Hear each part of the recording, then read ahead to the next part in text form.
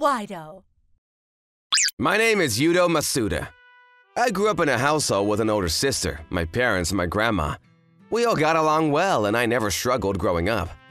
But when I was in elementary school, my mother passed away from sickness. Mom! Mom! Why does Mom have to die? It was sad, but when I got home, my grandma was there for me and my dad played with me on days off, so things went back to normal. However, I was a little surprised by my dad saying he wanted to get remarried when I was in my junior year of high school. The woman that my dad brought was called Rika, and she seemed kind enough. Nice to meet you. I met her at work. We've been going out for about a year now. I hope that I'm able to be a good addition to your family. Sure. At first, we were surprised too, but after they remarried and she started living with us, she was always smiling and doing the chores with no problem. She was a wonderful woman. But after a year after they married, she started screwing things up. She would finish the chores in the morning and then disappear to the slots. It didn't take long before we figured out that she was indeed out gambling. You were out again? If you want to go and whine, sure. But you shouldn't be taking money out of the house to go gamble. Sorry, there was a new machine, so… This kind of thing happened every day. Rika had apparently started stealing money from my grandma as well. She was horrible. Around that time, I started working a full-time job right out of high school. I was thinking about moving out, but I didn't want my mother-in-law to do whatever she wanted while my dad was out, so I stayed to kind of keep an eye on things. The place I worked was pretty sketchy, so my pay wasn't exactly high enough to live on my own either. My sister, Akimi, was also getting influenced in a bad way and started hanging out till late at night. The house was in even more of a disarray. Akimi, put some clothes on! Where were you this time? Shut up!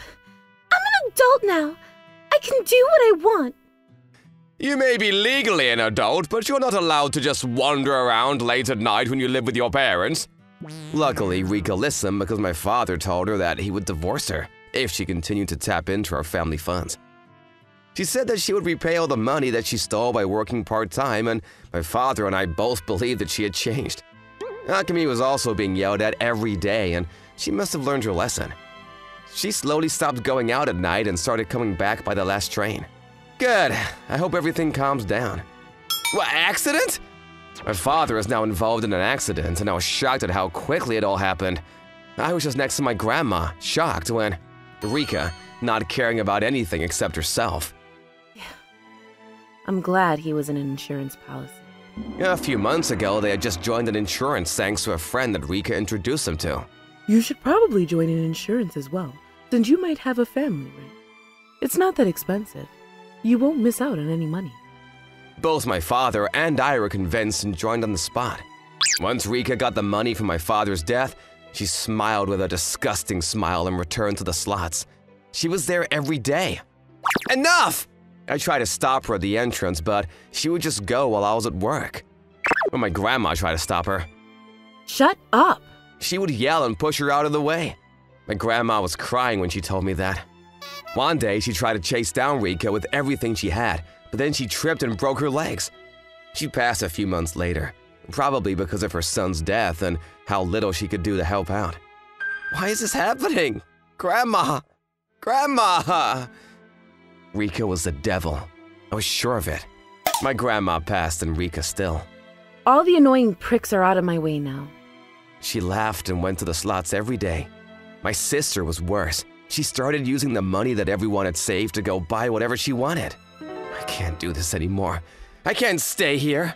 I worked at a pretty shady place, so I didn't have much money to spare, but it was better than living here. So I decided to leave the house. However, right before I was about to move out after finding a new place, Rika said something insane. Sorry, I used up all the money. She was invited out to go gamble on boat racing by one of her slot friends. She was way too invested and lost all her money. Sorry, we gotta help each other out as family. Dad passed away, so you're the man in the house now. Come on, pay up! Shut the hell up! I'm leaving this house. I'm not giving either of you any money. I took my bag and wallet before running out of the house. I wasn't gonna go home anymore. I was gonna stay at a small net cafe or a business hotel. I'll run till I can find a new place to stay, or so I thought. I was on my way home from work and was walking towards my hotel room when I saw an old man wobbling around in the intersection.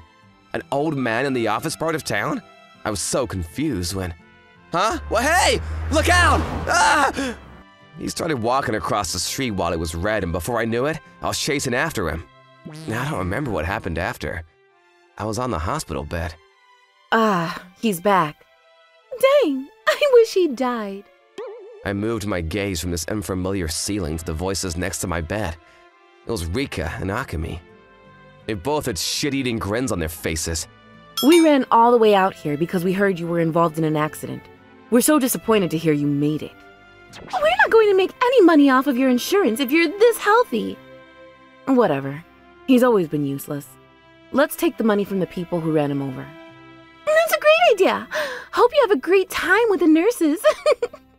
They cackled their way back out into the hallway before I couldn't hear them anymore. I knew Rika was rotten, but Akemi was literally my sister.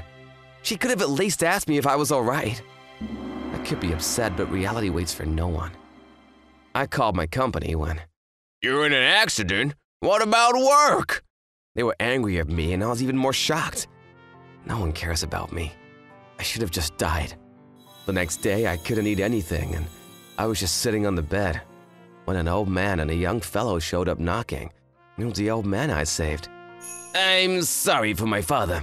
I'm terribly sorry. This is all my fault. We will do whatever we can for you. Please don't hesitate to ask. The young guy was the old man's son. They were both bowing and asking me how I was doing.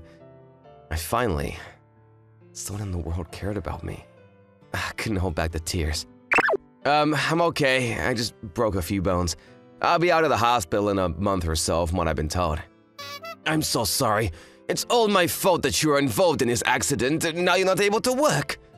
Oh, it's fine. I'm glad you're okay. My father is a little senile and he wandered out at night without knowing how to get back, and we were looking for him too. Apparently, he was a little old and started having little phases where he zoned out. When I found him, he was in one of his trances. You're taking off work, right? Oh, I'm sorry for being rude, but I would like to cover for any salary that you may have missed because of this accident. I work for a really sketchy company, so I'm probably only gonna miss out on a little bit. What? I told them that I had broken bones, and my boss yelled at me, so they didn't even take it as PTO. So don't worry about it. I complained without even thinking about it, and I felt immediately regret for putting it on these strangers. I told them that I was fine and that they could go home, but they were even more furious after hearing what I said. Excuse me, but if you're unsatisfied with all your work, would you like to change jobs? Huh? I run my father's company now. If it's not a problem with you, I could absolutely hire you with better working conditions. But I don't think I'm going to be of any use to you. It's okay. There were plenty of people around that night, but you were the only one that saved me. If you're kind, then it will show up in your work ethic. That's correct. If you don't mind, please consider my offer. If you're interested, call me at this number. I looked at the number on the business card and looked up the company. I didn't find a single bad review on Glassdoor. It was a wonderful company. I wasn't sure if I should really rely on them, but I felt like if I let this go, I'd regret it for my whole life and I'd be stuck here forever. I decided I would go for it and gave the man a call. He immediately came back to the hospital room. Then you can come home to your employee dorms after you leave the hospital. Thank you. I'm so sorry for all of this, though. Don't mention it. Like I said, you saved my father's life. This isn't nearly enough. Feel free to ask me anything else. Thank you so much. After I left, I moved into the employee dorms, per the CEO's orders. I gave the letter of resignation to my old company, and I was able to find a new job. Where the hell are you? You got out of the hospital, right? Get home and give us money. A few days after I started living alone, it was like the hyenas had sniffed out the money. Rika and Akemi called me. I don't know. I'm not going back to your house anymore. If you want money, then you can sue the guys that ran me over. That's what you said. The person that ran you over was some high schooler with no license. His parents are trash and ran away immediately when we asked for compensation. Just get home. We borrowed money and now we're in a world of pain. Just help us return the debt. I said no. I'm not going to your house anymore. I'm going to block your numbers too. Good luck to both of you. I read on Akemi's social media that she was being chased around by loan sharks and they had to sell the house. It was an old house, so it wasn't worth much. They had to work at a brothel to pay back the money. It was just, please give me money and I need a loan on her newsfeed. I was able to work at the New Good office. Thanks to the wonderful working conditions, I'm able to save money, and I think I'll be able to buy some nice flowers for my dad's grave. I hope they're looking after me. I'll do my best, so I hope you're watching.